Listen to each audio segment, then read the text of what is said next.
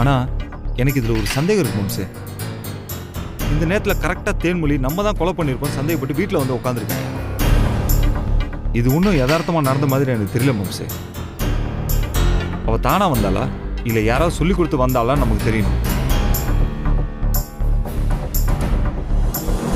வீட்டில் நம்ம என்ன பண்ணுறோம் ஏது பண்ணுறோம் நம்மளை தேனை க்ளோஸாக வாட்ச் பண்ணுறாளான்னு எனக்கு தோணுது.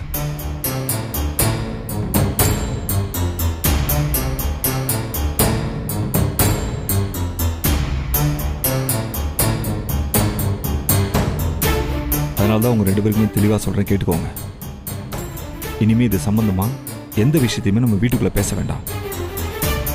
என்ன நடந்தாலும் சரி அதை நம்ம வீட்டுக்குள்ளே வச்சு டிஸ்கஸ் பண்ணவே கூடாது.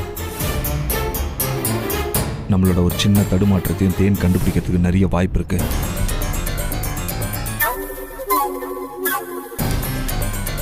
என்னடா ஏஎஸ்பிங்கிறதால அந்த அன்புவை பார்த்து பயப்பட்டுட்டு இருந்தோம். இப்போ தேனுவை பார்த்து பயப்படணுமா? தேனி சேஷலி துணுண்டு இருக்கடா, எலக்ட்ரிக் பேட் எடுத்து அடிச்சா பொட்டுன்னு போயிடுவான். அவளை பார்த்து பயப்படணுமா? அவனை போலீஸ் இன்ஃபார்மரா இல்லைனா ஸ்பையா இருக்கலாம் மாம்சே. மேபி எது எப்படி இருந்தாலும் சரி ஐயோ நம்ம ஜாக்கிரதையாக இருக்கிறது ரொம்ப முக்கியம். நம்மளோட ஒவ்வொரு மூவியும் அந்த ஏஎஸ்பி கண் குத்தி பாம்பா பார்த்துக்கிட்டே இருப்பான். நம்ம ரொம்ப ஜாக்கிரதையாக இருக்கணும்யா. மாம்சே, நம்ம இங்கே நின்று பேசிட்டு இருக்கோம்ல, இப்போ கூட அவன் நம்மளை வாட்ச் பண்ணுறதுக்கு நிறைய வாய்ப்பு இருக்கியா?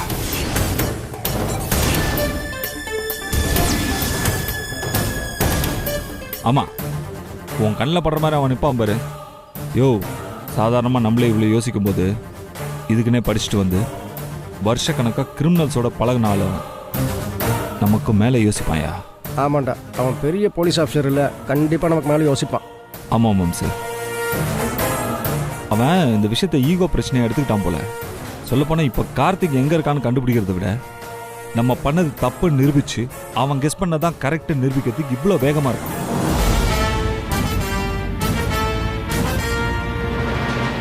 மாம்சே, நம்ம ரொம்ப ஜாக்கிரதையாக இருக்கணும்யா. பார்த்து பேசுங்க, வாங்க போகலாம். மித்ரா, அல்லாத மித்ரா, வா வா மாம்சே.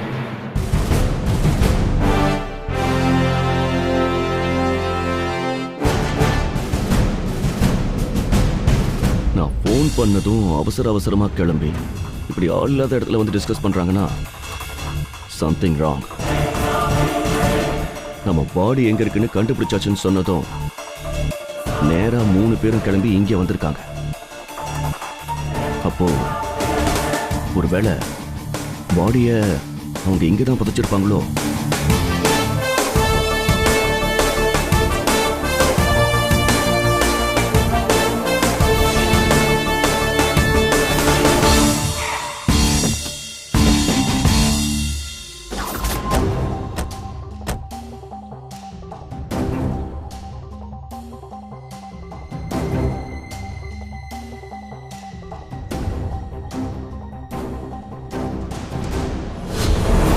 இங்கதான், இந்த இடம் தான்.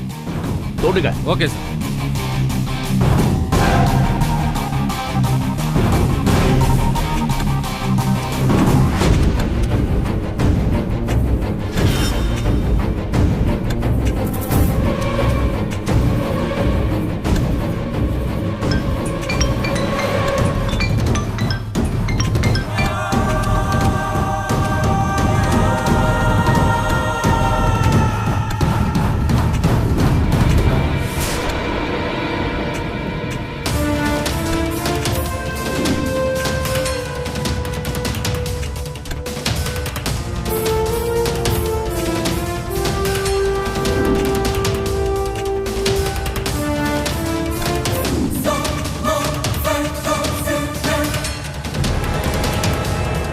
சார், கால் பண்றேன்.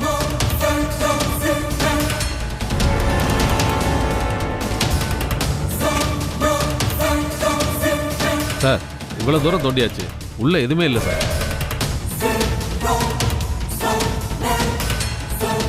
யோ சார், அங்க போய் தோண்டுங்க. சரி சார். சீக்கிரம் போங்க.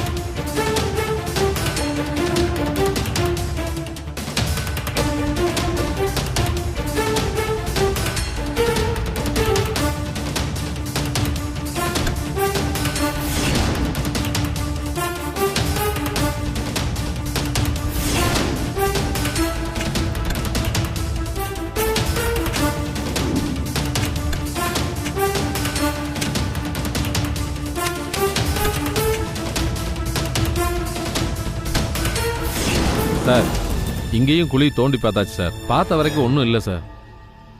அங்க போய் தோண்டுங்க. Okay sir.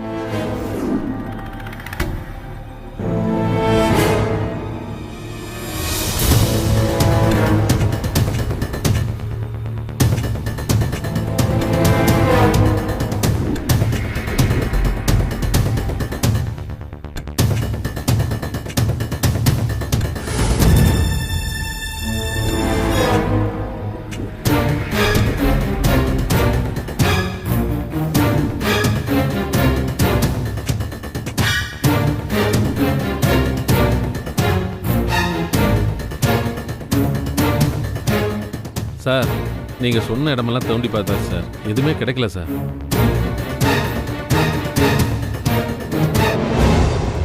பிரில்லியன்ட். பிரில்லியண்ட்டை நம்மளை டைவர்ட் பண்ணிட்டான்.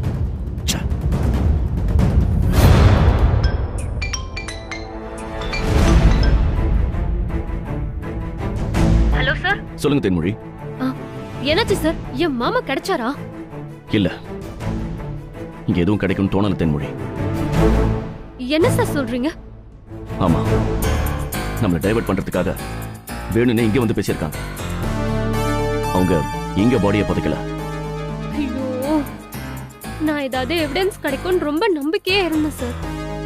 கடைசியில இப்படி ஆயிப்போச்சு. நம்ம எப்படியாவது அவங்க மேல தப்பு இருக்குன்னு ப்ரூஃப் பண்ணும் சார். கண்டிப்பா தேன்மொழி. என்கிட்டயே போக காட்டுறான் அவன். கூடிய சீக்கிரமே அரெஸ்ட் பண்ணி போலீஸ்னா யாருன்னு காட்டுறான் அவனுக்கு. நீங்க மட்டும் எனக்கு ஹெல்ப்ஃபுல்லா இருந்தீங்கன்னா போதும், சீக்கிரமே பிடிச்சிடலாம். நிச்சயமா சார். எனக்கு என் மாமாவுக்கு என்ன நடந்துச்சுன்னு தெரிஞ்சா போதும். அதனால உங்களுக்கு என்ன தேவைப்பட்டாலும் நான் உதவி செய்யறேன் சார்.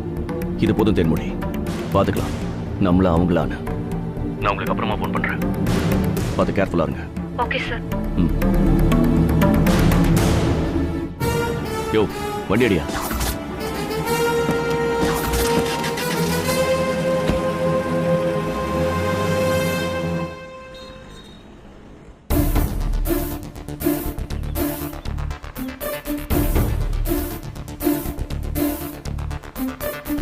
டேய், இங்கே கூட்டிகிட்டு வந்துட்டு எதுக்கு நான் முதுக காட்டி நின்றுருக்க? சொல்கிறேன். அம்மா, நம்ம இங்கே வந்ததை தேன் எதுவும் பார்த்தாளா? இல்லைங்க, அவ வீட்டில் இருக்காளானே தெரியல. இப்போ நான் சொல்ல போகிறத நீங்கள் 2 பேரும் கவனமாக கேட்டுக்கோங்க. நம்ம காலையில் ஒரு இடத்துல நின்று பேசிட்டு வந்தோம்ல, அங்கே போலீஸ் தோண்டி பார்த்துருக்காங்க. அங்கே எதுக்கு அவங்க தோண்டி பார்த்தாங்க? ஐயோ, என்ன லூஸ் மாதிரி கேட்டுட்ருக்க? அந்த ஆள் எனக்கு ஃபோன் பண்ணான்ல, அதுக்கப்புறம் நேராக நம்ம அங்கே தானே போனோம். அதான் கார்த்திக் ஏதாவது அங்கே கொண்டு போய் வச்சிருக்குமான்னு தோண்டி பார்க்க சொல்லியிருப்பான். இதுலேருந்து கிளியராக ஒரு விஷயம் தெரியுதியா? நம்ம என்ன செய்கிறோம், எங்கே போகிறோம், எங்கே வரோன்னு அந்த ஏஎஸ்பிக்கு சுட சுட நியூஸ் போயிட்டுருக்கு. அப்போ ஆமாம் மித்ரா, தேனு தான் இங்கேருந்து ஃபோன் பண்ணி அவனுக்கு எல்லாத்தையுமே சொல்லிட்டு இருக்கா. நம்ம சந்தேகப்பட்ட மாதிரி போலீஸோட ஆளாக தான் தேன் இந்த வீட்டுக்குள்ள நுழைஞ்சிருக்கா. ஆனா அன்புக்கும் இவளுக்கும் எப்படி பழக்கமாயிருக்கும்? மித்ரா, போலீஸை பற்றி என்ன நினச்ச? அவங்க எல்லா விதத்துலையும் செயல்படுவாங்க, யோசிப்பாங்க. நம்ம மாயா வச்சு ஸ்டே வாங்கிட்டோம்ல, அதனால அவங்களால வீட்டுக்குள்ள நுழைய முடியல. அதான் வேற எந்த விஷயத்தை வச்சு காரியத்தை நகர்த்த முடியும்னு யோசிச்சிருப்பாங்க. அதில் தேன் வந்து சிக்கியிருப்பா. ஏன்னா தேனுக்கு ஆல்ரெடி நம்ம மேலே பகையும் கோவமும் இருந்தனால அவ்வளோ இதுக்கு ஈஸியாக ஒத்துக்கிட்டு இருந்திருப்பா. அவ்வளோதான். பாத்தியா மாப்பிள்ள, டேபிள் மேலே வைக்கிற 4 பேனா போடுற பென் ஸ்டாண்ட் மாதிரி துணுட இருந்துட்டு எவ்வளோ பெரிய வேலை பார்த்துருக்கான்னு. அவளை நீங்க சொல்றதெல்லாம் வச்சு பார்த்தா ஐயோ எனக்கு ரொம்ப பயமா இருக்குங்க. பயப்படுறதுக்குலாம் ஒன்றுமே இல்லை மித்ரா. என்ன, நம்ம கொஞ்சம் அலர்ட்டாக இருந்தால் போதும். நான் சொல்கிறது மட்டும் நீங்கள் 2 பேரும் நல்லா கேட்டுக்கோங்க. இனிமே நம்ம வீட்டுக்குள்ளே இது சம்மந்தமாக எந்த விஷயத்தையுமே நம்ம பேசக்கூடாது, புரியுதா? எங்க மாமா சொன்ன மாதிரி நம்ம வீட்ல கேமரா மைக் எதுவும் வச்சிருப்பாங்களோ? ஒருவேளை வச்சிருக்கலாம், யாருக்கு தெரியும். இனிமே நம்ம 3 பேரும் எச்சரிக்கையாக இருக்கிறது ரொம்ப நல்லது. இது பாருங்க, மறுபடியும் உங்கள் 2 பேருக்கு நான் சொல்கிறேன், யாரும் எக்காரணத்தை கொண்டும் இந்த விஷயத்தை பற்றி இன்டைரக்டாக கூட வீட்டுக்குள்ளே பேசிடக்கூடாது, புரியுதா? டேய், என்னடா சொல்கிற? ஏதோ வீட்டுக்குள்ளே பெருச்சளிப்பு வந்துச்சு, நம்மளாம் வெளியில் போய் படுத்துக்கலாங்கிற மாதிரி பேசுகிறேன். அவள் தான் பண்ண நல்லா தெரியுதுல, அப்புறம் எதுக்கு நான் வீட்டுக்குள்ளே இருக்கணும்? துரத்தி விட்றா அவளை. அம்மர் கட் சைஸில் இத்துணுடா இருக்கா. ஒரு தட்டுனா உருண்டு போய் கேட்டு கொள்ளையில் விழ போகிறான். அதை விட்டுட்டு நாம் வீட்டுக்குள்ளே ஜாக்கிரதையாக பேசணுங்கிற. இல்லை மாம்சு, அதெல்லாம் செட் ஆகாது. டேய் ஏன்டா செட் ஆகுது? அவளுக்கு என்ன இந்த வீட்டு சொத்துல பாகமாக இருக்கு, சட்டப்படி இங்கே வந்து தங்கறக்கு. சும்மா செட் ஆகாது அது இதுன்னுட்டு என் கையில் விடுறா. நாலு தட்டி கார்ட்டூன் பாக்ஸில் பேக் பண்ணி ரோட்டில் வைக்கிறேன். கார்பரேஷன் வண்டிக்காரன் வந்து அள்ளிட்டு போயிடுவான். இல்லை மாம்சு, இங்கே அவள் வீட்லேயே இருக்கட்டும். இங்கே பாரியா, இப்போ நம்ம அவசரப்பட்டு அவளை வீட்டை விட்டு அனுப்பிச்சோன்னு வச்சுக்கோங்க, அப்புறம் நம்ம மேலே தான் சந்தேகம் அதிகமாகும். அதுவும் இல்லாமல் கேஸ் அது வேறு பக்கமாக திருப்பி விட்டுரும். இருக்கட்டும், அவளை வச்சுக்கிட்டே நம்ம இதை எப்படி ஃபேஸ் பண்ணுறதுன்னு யோசிப்போம். மாம்சு, அந்த ஏஎஸ்பி ஏன் வீட்டுக்குள்ளே ஆள் வைக்கிற அளவுக்கு போயிட்டான்ல, பார்க்குறேன் நானா அவனான்னு.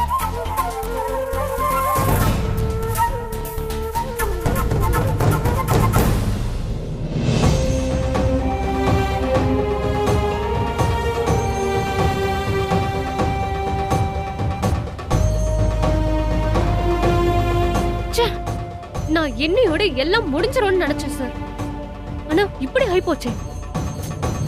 நம்ம இன்னும் கொஞ்சம் ஜாக்கிரதையா இருந்திருக்கணும் தேன்மொழி. இது ட்ராப்னு தெரியாம சிக்கிக்கிட்டோம். அவன் நான் நினைச்சதை விட பெரிய கிரிமினலா இருக்கான். இதுக்கு முன்னாடியே 4-5 கொலை பண்ண மாதிரி நடந்துட்டான். யார் கண்டா பண்ணாலும் பண்ணிருப்பான். தென்மொழி, என்னோட கெஸ் கரெக்ட்னா இந்நேரம் நீங்க வச்ச மைக்ரோஃபோனை கண்டுபிடிச்சு தூக்கி எறிஞ்சிருப்பான். சோ நாம இதை வேற மாதிரி டீல் பண்ணுவோம். நம்ம வேணா கொஞ்சம் ரூட்டை மாத்தி பார்ப்போமா? எப்படி சார்? எனக்கு வர கோபத்துக்கு அந்த வினையை தூக்கிட்டு போய் லாடம் கட்டி தோலை உரிக்கலான்னு தோணுது. ஆனா அதெல்லாம் பண்ண முடியாது. அவனோட லாயர் இருக்காளே, அவன் நம்மள லாடம் கட்டிடுவா. அவனும் உயிர் போனாலும் அவனே வாயை திறந்து உண்மையை சொல்ல மாட்டான். அதனால இப்ப நமக்கு இருக்கிற ஒரே துருப்பிச்சிட்டு அந்த மித்ரா தான். மித்ரா அக்காவா? தேன்மொழி, உங்க மாமாவை கொன்னு புதைச்சிருக்காங்க. அதுக்கப்புறம் என்ன மித்ரா அக்கா? அது அப்படியே சொல்லி பழகிருச்சு சார். போறவ நீங்க அன்னைக்கு சொன்னீங்களே, மித்ரா ரொம்ப நல்லவங்க, எறும்புக்கு கூட துரோகம் பண்ணாதவங்க, உங்க ஃபேமிலி மேல மதிப்பு மரியாதை வச்சிருக்காங்கன்னு. அதை வச்சு அவங்களை ட்ரிகர் பண்ணி உண்மையை வர வைக்கணும். அதை எப்படி சார் பண்ணுவீங்க? ஹலோ, பண்ண போறது நான் இல்லைங்க, நீங்க தான். நானா? ஆமா, இதான் நமக்கு இருக்கிற ஒரே வழி.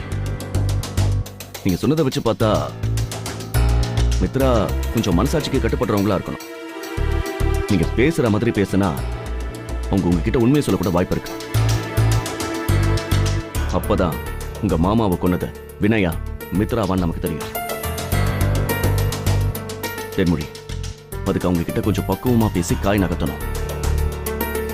கொஞ்சம் கொஞ்சமா அவங்க வாயாலேயே என்ன நடந்துச்சுன்னு சொல்ல வைக்கணும்.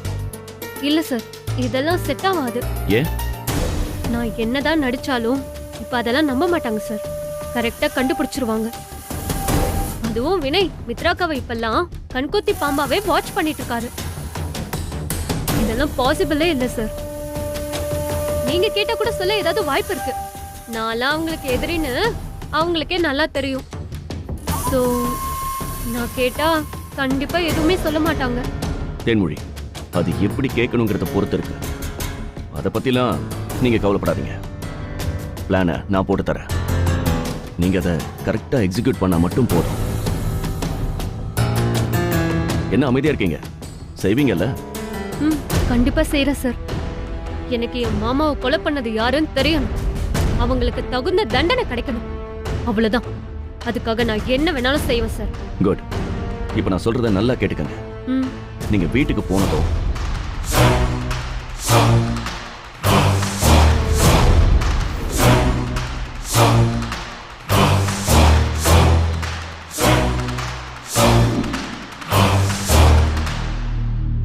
இதை மட்டும் நீங்க செஞ்சு முடிச்சிட்டீங்கன்னு வச்சுக்கோங்க, அந்த வினையை யாராலையும் காப்பாற்ற முடியாது. ஷூர் சார், கண்டிப்பா நான் இதை பண்றேன்.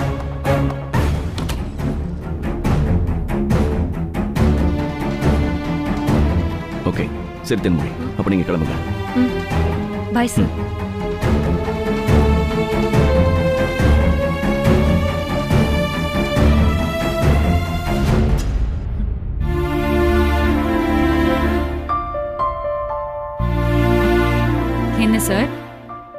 தொழில் விரோதி ஆயிட்டதுனால வீட்டுக்கே இன்னொருத்தைய கூட்டிட்டு வந்து செட் பண்ணியாச்சா? சீ, உன் புத்தி போகுது பாரு. அதெல்லாம் ஒண்ணும் இல்ல. அப்போ அவ யாரு? அது எதுக்கு உனக்கு? நீ தினம் யாரை மீட் பண்ற நான் கேக்குறேனா? நான் யாரையும் நடு வீட்டுக்கு கூட்டிட்டு வந்து மீட் பண்றது இல்லையே. ஒழுங்கா நக்கல் பண்ணாம சொல்ல போறியா இல்லையா? இவ்வளவு இன்செக்யூரிட்டியா உனக்கு? பொசிசிவ்னஸ் பொங்கி வழியுது பாரு. ஐயே, ஆசைய பாரு. அப்படி எதுவும் தெரிய வந்தா ஆளை விடு சாமின்னு உன்னை கும்பிட்டுட்டு போயிட்டே இருப்பேன். அதுக்கு தான் கேட்டேன். ஏன் இப்ப என்ன உன்னை தடுக்குது? போக வேண்டியதானே? கூட யாரும் இல்லாம தனியா கஷ்டப்படுவியே, ஐயோ பாவுன்னு பாக்குறேன். இந்த மாதிரி கேனச்சி எவ்வளாச்சும் வந்தா உன்னை அவ கையில அழகா புடிச்சு கொடுத்துட்டு நிம்மதியா நான் எஸ்கேப் ஆயிடுவேன். அது சரி. சரி, இன்னும் நீ அவ யாருன்னு சொல்லவே இல்லையே. ஹே, இங்க வந்து நான் யாரை மீட் பண்ண போறேன்? எல்லாமே கேஸ் சம்பந்தமா தான். அதான் யாருன்னு கேக்குறேன். சொல்லுவாங்க எல்லாமே உங்ககிட்ட. அன்னைக்கு என்னமோ பெருசா பேசுனியே, கேஸ் விஷயமா எதுவும் சொல்ல மாட்டேன், எந்த ஹெல்ப்பும் பண்ண மாட்டேன்னு. இப்போ நான் மட்டும் எல்லாத்தையும் உங்ககிட்ட சொல்லிட்டு இருக்கணுமா? ஆளை பாரு, நல்ல அறிவாதான் பெத்து விட்டுருக்காரு உன் அப்பா. போடா போ. ஒரு போலீஸ் நீ இவ்ளோ யோசிச்சா கிரிமினல் லாயர் நான் எவ்வளவு யோசிப்பேன். அந்த பொண்ணு பேரு என்னமோ சொன்னியே, தேன்மொழியா? இது போதும், மீதியை நான் பாத்துக்கிறேன்.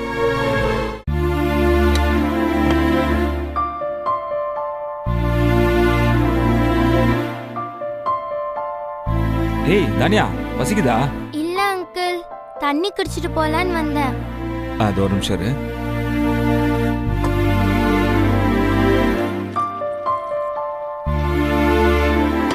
இந்தா.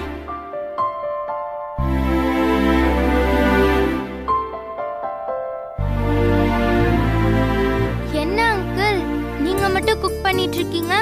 மித்ராமா எங்க? மித்ராமா கோயிலுக்கு போயிருக்காங்க. அவங்க வரது கொஞ்சம் டைம் ஆகும். அதான் உங்களுக்குலாம் பசிக்குமேனு நானே களத்தில் இறங்கிட்டேன். சரி, நீ போய் விக்ரம கூட்டிட்டு வா, நம்ம சாப்பிடலாம். Okay uncle.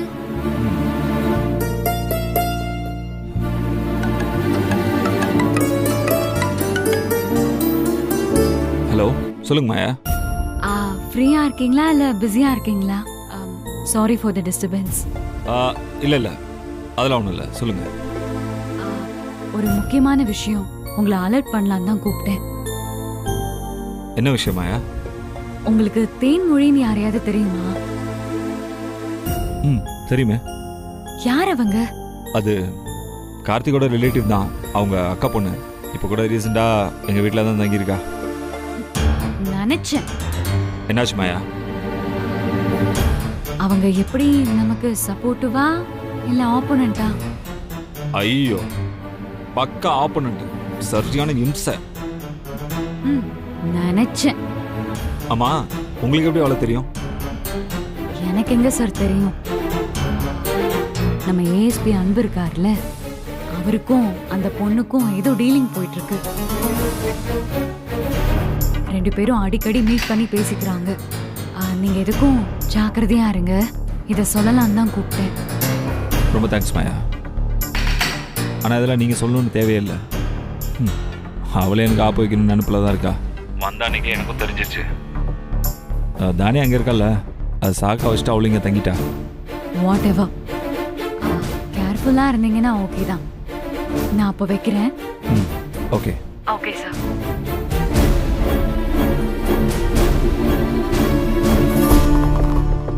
அந்த கார் பாஸ் ஆன டோல்கேட்ல இருந்து எல்லா சிசிடிவி ஃபுட்டேஜும் வாங்க சொன்னேன். ஆமாயா, ரோட்ல இருக்கிற எல்லா சிசிடிவியும் ரேண்டமா செக் பண்ணுங்க. அந்த கார் மோர் தென் ஒன் டைம் ரெக்கார்ட் ஆயிருக்கான்னு பாருங்க. ஏதாவது சஸ்பெக்ட் பண்ற மாதிரி இருந்தா உடனே எனக்கு இன்ஃபார்ம் பண்ணுங்க. சீக்கிரம். சரி, ஓகே. சரி, ஓகே, நான் திரும்ப கால் பண்றேன். கடைசியில உன் போலீஸ் புத்தியை என்கிட்டயும் காமிச்சிட்டு பாத்தியா? ஏன், நான் என்ன பண்ணேன்? நைஸா என்கிட்ட வந்து ஹெல்ப் கேட்டு பார்த்து முடியலன்னதும் அவங்க வீட்லயே ஒரு பொண்ணை ரெடி பண்ணி அவங்களே வேவு பார்க்க அவங்க வீட்லயே தங்க வச்சிருக்க. இதெல்லாம் ஒரு நேர்மையான போலீஸ் பண்ற வேலையா? நேர்மையா போலீஸை வேலை செய்ய விட்டதானே? அக்யூஸ்ட் நீங்க எல்லாரும் சேர்ந்து தப்பெல்லாம் பண்ணிட்டு ஜாலியா இருப்பீங்க. நாங்க அதை பார்த்து சும்மா இருக்கணுமா? ஹலோ, அவங்க கொலை பண்ணாங்க, நீ கெஸ் பண்ற, அவ்வளவுதான்.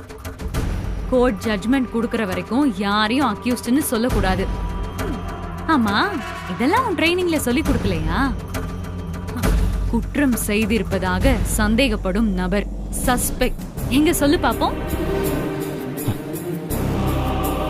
உனக்கு என்ன பார்த்தா நக்கலா இருக்கா?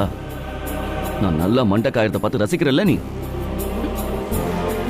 மாயா, நான் இப்பவும் சொல்றேன், வினயோ மித்ராவோ தான் கார்த்திகை கொலை பண்ணிருக்காங்க. என்கிட்ட ஆதாரம் இல்லை, அவ்வளோதான்.